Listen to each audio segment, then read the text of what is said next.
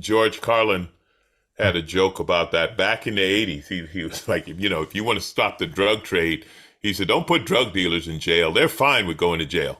Go after the bankers who are financing it all. Send them to jail. Watch how fast they start. Carlin was brilliant. Don't Hide the Scars, a weekly podcast focused on addiction and recovery. Created by the nonprofit PAIN, Parents and Addicts in Need, and founded by Flindt Andersen. Alonzo Bodden, been making people laugh around the country for over 20 years. I listen to you frequently as a panel member of Wait, Don't Tell Me, one of my favorite radio shows. Loved you in 101 Cars You Must Drive, and of course your latest comedy special, Stupid Don't Get Tired, which is available on YouTube. Great stuff. Thank you for joining myself, Jason LaChance, and Flindt Andersen, the founder of Parents and Addicts in Need. How you doing? Good to be here, and thanks for listening and for laughing and all that good stuff. Let's jump in. What do you want to know? How can I solve all your problems? Well, I being a fan of yours, Last Comic Standing, season 3 winner, that's really when I got to know your career. And for the longest time, I didn't know you were in recovery. So I'm curious what life looked like for you just before you decided, hey, I need help. Well, one reason you don't know is I totally mistimed my rehab. I got sober 5 years before I started doing comedy, which, as you know, in showbiz, you don't want to go to rehab until you're well established and people actually care. TMZ has no interest in my story. I was an airplane mechanic. I was working at Lockheed, and I always tell people I'm a child of the 80s. I was on the 80s schedule. Started doing cocaine in 1980 when it was not addicting. It was just fun. Right. And that progressed into crack, and ultimately I bottomed. My sobriety date's March 15th of 88. Nice. It was crack that did me in. We joked about it back then, but one good thing about crack is it gets you to recovery quick. There's no old crackheads, smoking crack for 27 years. No, you won't hear that. It's a quick one. But yeah, that's funny you bring that up. I had a conversation with Charlie Sheen, and it was about somebody needing some help, and he said, just tell them to smoke crack or freebase that shit. They'll get there real quick. Oh, yeah, in no time. And, if you smoke crack, you'll make it with your teeth. If you smoke meth, you'll make it without your teeth. That's pretty much the choice. That's the choice. That is the choice. All joking aside, it was, it was a bottom. I mean, it was ultimately for me, it was going to jail. I got busted, and I had never been busted. I'd been incredibly lucky. And I had been in rehab once working at Lockheed. They had like the employee assistance program, and I wasn't there to get sober. I was there to keep a job. And I'll never forget that night getting arrested, because when they put the handcuffs on, I remembered the word powerless, and I suddenly knew exactly what it was. Boy, yeah, we all get to that point, don't we? Where that the power that we think we had, long gone, absolutely long gone. Yeah, I was recently talking to someone about this, someone not in recovery, and I was telling them that I think we all have a line somewhere, and my thing was I never wanted going to jail to be normal. I know people to whom jail was, that's where I'm spending the weekend. I'm going away for a few months or a couple of years or whatever. I never wanted that to happen. That, to me, that is that was the line I didn't want to cross. Right. Yeah. Right. No, it's a terrible, uncomfortable play. When you're talking about it, I was having a flashback to the, put your hands behind your back and. Yeah, not fun at all. It's interesting, Alonzo, that you bring up that line. I talk about that quite a bit. We all have that line that at some point in our addiction, we're going to cross it. We're just bound to cross that line. And there have been people that have gotten, well, if you want to call it lucky, they didn't get arrested. I was one of those guys. I had a 20+ year addiction to opiates, and I mean heavy, and I never got arrested. I actually got taken downtown for forging prescriptions. I had the DEA show up at my door. That's quite the experience when your wife answers the door and says, "Yeah, he's in the back. Go get him." But literally take me downtown, sitting there. And to this day, I still don't know how I got out of it. I called my lawyer. My lawyer came in and we walked out of there. Unbelievable. Maybe if I was arrested at that time, again, I don't have a crystal ball, but maybe that would have been a turning point for me. I don't know. I can't answer that question. It is a turning point for a lot of people. Yeah, definitely. George Carlin had a joke about that back in the 80s. He was like, if you want to stop the drug trade, he said, don't put drug dealers in jail. They're fine with going to jail. Go after the bankers who are financing it all. Send them to jail. Watch how fast they start. Carlin was brilliant. He was brilliant. Absolutely. Yes. You bet. One of my all-time favorites. Well, just on that note for a quick second, with China in particular, China had a major opiate problem back in the 1800s and early 1900s. And it was the Brits that got everybody started on that, on the opiate thing. But what China did, and again, I'm not particularly all for it, but they threw everybody's ass in jail that was using. They literally murdered the drug dealers. China today does not have an opiate problem with their citizens. They simply do not. But I'll tell you what, they fixed their problem in a big hurry. Yeah, they did. In today's political climate, I would ask that you not recommend murdering drug dealers. Yes, exactly. There are many who would say, oh, it's a great idea. Next thing you know, Florida and Texas are killing drug dealers. Yeah, exactly. Yep. Yeah, I would say we don't. Let's hold on to our humanity throughout this process. So it fascinates me that you weren't in the comedy game, and then sobriety came and comedy came later. I mean, I'm curious about Alonzo, the little kid. Was comedy a dream? What was childhood like? Not at all. I always say that I live a dream I didn't have before I got here. There's two ways that sobriety was integral to me becoming a comic. So I've always been funny, and I could always make people laugh. And, like in school, I wasn't the class clown. I was the guy who said something funny, and the guy next to me laughed, and then he got in trouble for laughing, and I was like, I ain't say nothing, that. But it was always there. And my mom was the funniest person I've ever known. She was hilarious. Everyone who met her said, oh, we see where you got it from. That's the first thing they would say to me. So anyway, I went to outpatient rehab, but the place I went to meetings, the place I really got sober, was a place called Studio 12. The stars went to Betty Ford. The crew went to Studio 12. It was the wardrobe guys, the makeup artists, the camera people, the light. It was all these people in the entertainment business. Well, to me, like, I had never seen the entertainment business. But what struck me was these people, there were a number of things, but one was they liked their jobs. And that I had never thought of that. Like, I was okay with being an airplane mechanic, but I wouldn't say I especially liked it. It was a job. It was a good job. The guys, I came in to a sit down, shut up and listen time in sobriety, and a group of guys that, they saved me. One of them's my sponsor to this day. But anyway, they laughed at me until I could laugh at myself. They changed my sense of humor. And that was a big deal. And then the other thing was when I now, jump forward 5 years in sobriety, and I'm working as an instructor. I'm training new mechanics, and I'm making the classes laugh and this and that. I decided I wanted to be a comic, and they supported me. Like the people at Studio 12 were like, yeah, you could do it. Go, go for it. And I did. And once I did it, I never looked back. Like I had been laid off by McDonnell Douglas, and then I'd done my first show, and I just said, I'm not working on airplanes anymore. This is what I'm going to do.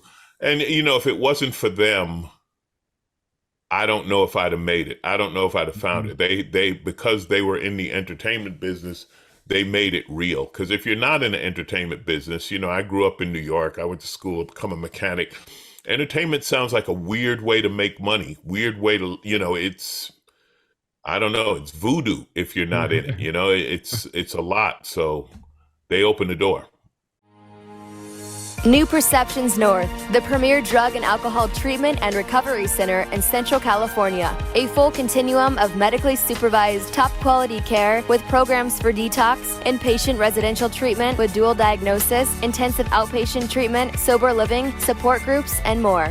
With 50-plus years of combined experience and sobriety, Flindt Andersen and Thelma Gatlin Wilson provide adult men and women with the highest caliber of professional health care, treating each client with compassion and respect, and a safe, comfortable environment. To begin the process of recovery, to proudly create and sustain a life without addiction, call 559-978-1507 or visit newperceptionsnorth.com. Yeah, it's amazing, when we've got a few years of sobriety under our belt, how much our old friends come back, and especially if we're doing what we're saying and we're walking that walk and getting things done.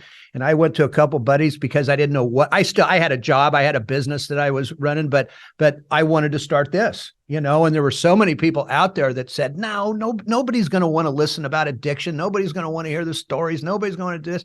And I kept saying, yeah, I think so. And I said, and plus it's, for me, it's a part of giving back, but I had those 2 or 3 friends that just kept encouraging and said, let's go do it. And was it easy? Hell no. I mean, it was not easy. The first 4 or 5 years of starting this thing, man, I didn't know if we were going to make it from one day to the next. But you know what? That encouragement, you stay clean and sober and you stay on that path. Again, not being perfect.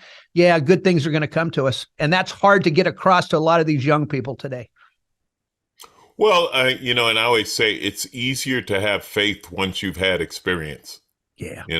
That's the difference. I mean, I joke with newcomers. Listen, the difference between me and a guy with 30 days is I have a lot more experience with knowing this works, right? Yeah. I've been through a lot more, so it's easier for me to believe. I was fortunate that I was beaten into a state of willingness. Mm-hmm. So I believed them, and also the way they talked and the way they laughed, because the laughter at my problems was their way of saying, we've been there, we've gotten through it.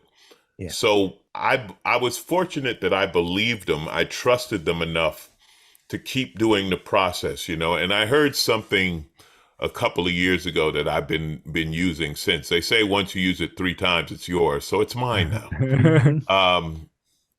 I work forward and I learn backwards. And what the speaker was saying, and it's been my experience, I'll do something and then look back on it later and say, oh, that was the lesson. Oh, that's what I got from that. A lot of times you just do it, and when I got sober, that's what they were about. They were about action. They were about, we don't care what you think. We don't care how you feel. This is what you're going to do. And I would do it and then look back, and it worked. Right. I love those old timers, man. Yeah. My first sponsor was 72. I was 45. He was 72. And the guy had more wisdom than anybody I'd ever met before. And, he eventually passed but I saw a good man pass away clean and sober. And that's what I keep telling my family. You know what? You're not going to find me dead with an opiate overdose somewhere. When I go, it's going to be by whatever reason, but not that. And I learned it from him. Yeah. Although it's funny, I mean, we laugh about it now, but when I got sober, like a lot of these guys, they had 3 years, 4 years, so now it's like now my sponsor, right? I'm 35 and he'll be 39. It's like, dude, you have 4 years. Nobody cares. You didn't know anything. You were practicing on me, but at that time, I mean, when you got weeks, somebody with 2 years, that's incredible. It's unbelievable. And, somebody with, I'm 35 now. If you have 2 weeks and I tell you I got 35 years, that's not even comprehensible. And I get that. And I think that's a very important thing, where the people who are a few months or a year ahead of you are more relatable. I mean, people come in today, they've done 20 drugs that didn't exist when I was using, Right. Right. So it's the being relatable, the one addict talking to another, one alcoholic talking to another, it's huge. And where I got sober, I knew, a couple of them passed away, but three of the founders of Cocaine Anonymous.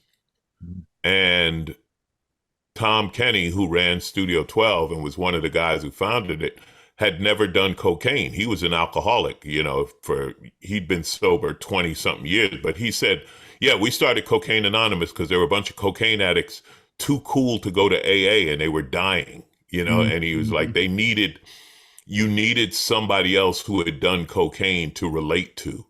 And, right. But it was, that part of it was exciting and fun because CA was still relatively new. So I kind of grew up with CA, especially in the 90s. We had a ball. We had a great time getting sober and hanging out and having fun. And that made a difference because if it was miserable, why would you do it? Right. Yeah. Right. Well, and I think that's tough. We get that definitely with a lot of, especially the young people Alonzo, we're seeing one of the young men that work with us got sober well before 21. Right. And it's that, I can never go out and drink with my buddies or that. No. Right. But you can still have a very full and fun life. Matter of fact, one that you would have never imagined. Well, that's my life today. But I love that they're getting sober as teenagers. I mean, I've spoken at young people's conventions where there are people in their 30s that have 20 years of sobriety. Right. Imagine the leg up on life to learn sobriety's lessons at 16 or 18. Right. Imagine how, and the other thing is, you're going to meetings with adults. So you're literally hearing the adult world. You're experiencing the adult world as a kid. So you're getting all of this knowledge and like you talked about experience. No, I think it's great. Now, yeah, there's some of the, I'm not going to drink with my buddies and this and that, but let's be realistic. Like I had a guy I sponsor, he was in Italy and he said, man, they serve wine with every meal and I was like, okay, when have you ever paired wine with a dinner? Who are you lying to? Who are you fooling that you won't drink tonight because they only have red and white pairs with your fish? Shut up. You're an alcoholic. You drink any color they pour in front of you, and right. These kids know that. These kids, we call them, they are kids. They're young, but they've had a rough time. Especially, you deal with opioids. Some of these kids, man, what they've been through by the time they're 16, they're worn out, know. I have a friend, she got sober at 17. She's 30 years sober now. And she said, yeah, you know why I got sober at 17? Bad planning. Just started too soon. Bad planning wore me out. So if we're honest with ourselves as alcoholics, as addicts, whatever, we're not missing out because that's not fun for us. Right. I remember when they told me, they said, listen, I can neither control nor enjoy my drinking. If I'm controlling it, I'm not enjoying it. If I'm enjoying it, I'm not controlling it. Right. That's the truth. Yep. That is definitely the truth. I had, on a side note, I had a kid come in yesterday. He's 41, but he's sat, and I'd never met him before. He's an alcoholic. He's in trouble. He knows it. And he's sitting in front of me. We talked for about maybe an hour. And then we just kind of got into a friendly conversation. And the first thing he says to me is, he goes, when I first walked in here, he goes, I knew I couldn't bullshit you. And I said, yeah, you're right. You can't, and to be able to, for a young person to say that, it's not so much about me, but he knew that there's a guy sitting in front of him, right, that knew what he was talking about because of the experience, because I've had 23 years of sobriety. And also, and again, this goes back to the initial principle, right, of one alcoholic talking to another. They know we've been there. It's one thing to say, don't do it if you've never done it. Like that was the whole joke in the 80s with just say no. Right. That was a joke. It was. Well, I'll just say no. Yeah, okay, Nancy. Yeah, Nancy, try that one. Thank you, we've Nancy. tried no. Okay, yeah, Nancy. No means yes. Okay, no. The only time you just say no is when you don't have any more money. That's it. No, no to me meant more. Right, right. So, and again, that's the difference. So, but someone who's been there, you know the misery, you know the powerlessness, you know what the phenomenon of craving is, and Right. people, and they love us, and they try, and they want to, and it's like being pregnant. A woman who's had a child can talk to another woman who's had a child, and even another woman who hasn't had a child can't share that experience. They don't Right. know what that is to go through, and it's that kind of thing where it's, if you've been through it, you can't explain it to someone who hasn't been there, but anyone who's been there understands right away. Exactly. Yeah. Yeah. If you or a loved one is struggling with addiction, please call Parents and Addicts in Need at 559-579-1551 or check us out online at painnonprofit.org. Follow us on social media at Pain Nonprofit. Please subscribe to the podcast and share with others wherever you get podcasts and on YouTube. To donate, please click the link in the description and help us save more lives gripped by addiction. I think it's interesting too, kind of, touching on humor, and we definitely, Flindt and I, probably, if people listen to our conversations, would think we are a little bit morbid with this. Right when you said morbid, it stopped, and I thought they both died. Wow, that's odd. Well, I was going to talk about, why a lot of us in recovery do joke about it is because it's a comedy or tragedy. It's a tragedy for those that didn't survive. For us, I don't know about you, I have to laugh about it. Flindt has to laugh about it. You've got a sense of humor about it. It's helped with the processing of it all. Yeah. I mean, Alonzo, I think the same thing, right? How about you? The things we've done and the ideas we've had, that's what we laugh about because it's hilarious. I remember a guy, and tragically, he went back out and he died in a murder-suicide. It was horrible. He killed someone and killed himself. But when he was sober, he helped a lot of people. And I remember him saying that he had a red rubber stamp that said deceased. And when they'd send the bills to his house, he would stamp the envelope and put it back in the mailbox. And I'm thinking, like, that's genius. And he was like, that was genius. A good idea. You're in the right place. We did stuff like that. We laughed about it. There was another guy who he lived in the park, and he would talk to this Amelia Earhart statue. And to him, it was Amelia. He's like, yeah, I talked it over with Amelia, and we decided to have another drink and this and that and the other. And yeah, we laugh about it because we've gotten past it. We've been there. But without a sense of humor, you can't get sober. You can't get sober. I agree with that 100%. You bet. 100% I agree with that. And listen, I've been to some angry meetings. Go to meetings in New York. Oh, there's nothing better than recovery with a New York attitude. I remember my brother and I were at this meeting. It was Christmas time. And to this day, we call it the angry meeting. So they were talking about how you tell people you don't drink at a Christmas party or something like that. And one guy was like, I don't drink. You got a problem with that? And it was like, yeah, New York answer. That's how we carry this, Right. That's perfect. I've never been that way in my sobriety. Just like, oh no, thank you, I'm good. But I might have to switch it up on some people. If you're in New York, go to a meeting. I love New York sobriety. The other thing about New York is they come to the meeting and they leave at the meeting. I don't want to be bothered with you outside of here. I will save your life in this 60 minutes. At 61 minutes, I'm a New Yorker again. Keep it moving. I love it.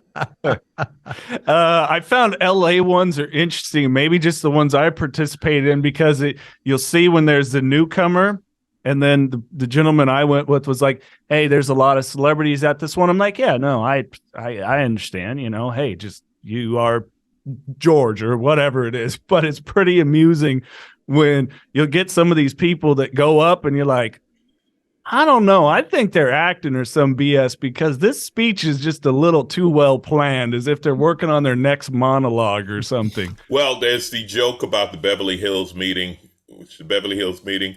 Hi, my name is Joe. I represent Bill, who's an alcoholic. But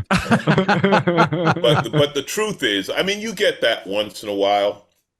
LA meetings, we have a lot of fun. There's a lot of laughter and a lot of applause. The celebrity thing is very weird. There are some celebrities that go to, I don't know, house meetings. They're at different people's house. I never liked them. I've been to a couple. It seems very separate, you know, and in some ways I get it, but I will tell you this, that the paparazzi respect AA meetings, and they will not Nice. film or take pictures of people or out people coming and going from meetings. And I've seen some of the most famous people you can imagine at meetings, whether they be movie stars or rock stars or whatever else.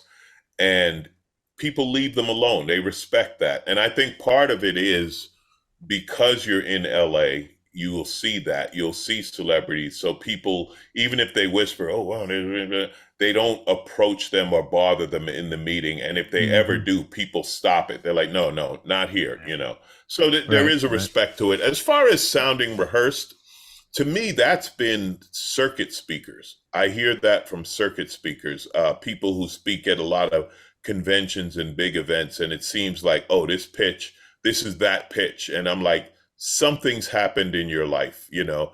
And then others, and this is like, as a comic, I get asked to speak, and my comic friends, we get asked to speak because we're natural speakers. We have the gift of gab. Right. So when we talk, we know how to be entertaining.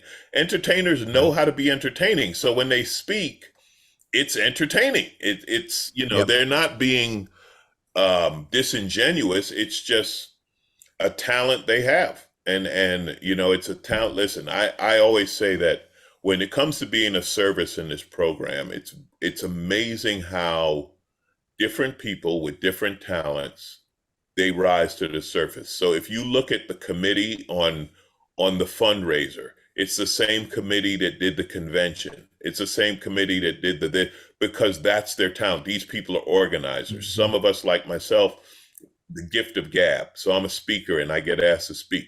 There are people who sponsor. You'll see the good sponsors sponsor a lot of people. Why? Because they know how to do it. And it all comes together. This has been my experience over the years. And that's why it works. Mm-hmm. Yeah. No, exactly. Yeah, it's a brilliant program that the two men laid out that has helped so many people. I want to kind of finish up on the spiritual component and asking if that was a struggle for you, because I'm working with a couple of young guys, and that is the hardest thing that I'm having trouble helping them understand, that it's an internal thing. As I tell them, there's no outside solutions to your inside problems here, guys. My first sponsor, when we got to step 2, he said, if you got a problem with God, think of the problem he has with you. Wow. I'm going to use that 3 times. Feel free to use that. You know, another thing he said that always stayed with me, he said, paying your phone bill might be the most spiritual thing you ever do because you've never done it before. And my phone was turned on in a friend's name. I couldn't get a phone because I had, you know, burned that bridge 100 times. And I kept that phone number for 18 years because it was very important to me to pay that phone bill every month. See, what he said was, it's changing your behavior. You know, spirituality, there's a lot of ways it works, and there's a lot of different things to it. And listen, over the years, like I'm at a point now where I pray to the creative spirit. I feel I'm most connected when I'm creative, right? But I was raised in a Lutheran church, in a Christian religion. God was an old man in the sky looking down, judging you. And listen, Christianity works for a lot of people. It didn't work for me. But when it's imprinted on you as a kid, it's hard to shake that. You know what I mean? Like you have to consciously shake it. So what he told me to do was just do things differently. take the action, even if you don't believe it. Say the prayer, even if you don't believe it. Those kind of things, and it opens the mind over time, because the initial problem was just stay sober, the spirituality to grow. There's a book and a workbook called The Artist's Way that I went through, and it is for it's for any people, but particularly creatives. It's a whole spiritual workbook about creativity, and it was very eye-opening for me, and I loved it, and I loved going through it. I should probably do it again, but when I did it, it was something I needed. I went through a relationship upheaval of my own making at 10 years, and it was horrible, and it was painful, and it was messy, and everything else. And I found myself going to the spiritual people in the program. There are all those people at meetings that sound, you're a little too spiritual, you're a little heavy on the God stuff, I found myself going to those people and looking for what they had as a way of relief. So I would say the spirituality in this program, and another friend of mine, a guy named Kenny Bob, who passed away some years ago. I loved Kenny Bob. He said, people have a problem with the God part of the program. What part isn't the God part? What isn't the God part in it? It's all the God part, right. It's all the God part, yeah. I think the thing to do with new people is, you bring it up, and if they have any qualms, any problem with it, not make a big deal of it. Not be, listen, you'll find the spirituality when you need it in your sobriety. It's been years at times, from like my initial, then it got deeper, then it sat, then it got deeper, and sometimes years in between. I've never been good at meditation. I try it repeatedly, but I've never been good at the type, sit down, be quiet, and think unto yourself. And I've tried it, and I've had different classes and books and stuff, but I find it in other ways, man. I find it in reading spiritual stuff or whatever, so it is very much an individual journey. But yeah, absolutely tell them, listen, they got a problem with God, God's got a problem with them. We'll work on it together, whatever, however you do it. That's my belief, that people will find it when they need it. You brought up something a couple of minutes ago about the phone, and that you kept that number, and it takes me back to my tags for my car, because during my addiction, especially in about the last 5 years, I ruined my family. I was broke. Everything was gone. And I literally, Alonzo, was going to where cars were parked at night with a flashlight and a razor blade and trying to scrape, the tags off the back of their car to put on mine. And I got away with it, to a certain degree. But my big thing now is making sure that for the last 23 years, my tags are paid early every year. It's just that one thing I've got to do. When I got my license, registration, and insurance valid in my name, I was hoping to get pulled over just to show a cop I was legal. Exactly. Please, let me show you I this. understand that. Let me show you this. I always say that when I got sober, it had been so long since I registered my car that the color had almost come back. The second time around. But yeah, ordinary things like that. A friend of mine, he used to call it getting square, right? Because that's what the squares did, And he said, man, you'd be amazed how easy life is when you get square, when you just pay the registration every year, pay your taxes, pay the phone bill every month or whatever it is. He said, nobody's looking for you. And you don't have to be afraid of the mailbox. That's a big change when you don't have to be afraid of the mailbox, or now email, different generation, right? But it's a big change in your life when that's not a worry anymore. Exactly. Yeah, exactly. Or again, the phone calls, way back when, in the 70s and 80s and even 90s, you had a landline. And I'd try to get to the phone before my wife did, so I could make up some lie, if it was a bill collector on the other end of the phone. I mean, it's all that chaos that we create, during our using. And now there's just such a freedom in all of it just being gone. Yeah. Don't try to explain a landline to the kids. Don't tell them how we used to answer the phone and not know who was on the other end. That it's too much. Right. Yeah. I explained to some of these guys trying to date, like, well, when I was, younger trying to date, I had to like call and, well, hi, Mr. Johnson, is Susie there? And, you had to go through that process. Now they're just sending each other photos of each other's junks over Snapchat. And I guess that's dating now. You're not old enough to complain like that. Shut up. All these kids these days, they're 5 years younger than you. Relax. I'll be 45 in August. Like I said. Alonzo, this has been a blast, but I gotta ask you about what's your greatest joy of doing stand-up. I'm such a huge fan of stand-up and your work and something new. My favorite joke is always the newest one. Because that's the creativity. That's the part that's fun. And that becomes the challenge. See, you learn in stand-up, you can make people laugh. And then you become confident in the fact that you can make people laugh. And to me, once you know that, okay, now what can I do? Because now making them laugh isn't the trick anymore, and then it became about creativity. And it will always be my newest joke, the newest idea, whatever. That's the most exciting thing to me. Don't get me wrong. I love making people laugh, but I don't connect with that the way I used to. I connect with the creativity. Trust me, my therapist has made plenty of money trying to figure that out. Alonzo Bodden, thank you so much for your time, Flindt. You bet. Thanks, Alonzo. It's a pleasure meeting you, man. Congratulations on your sobriety.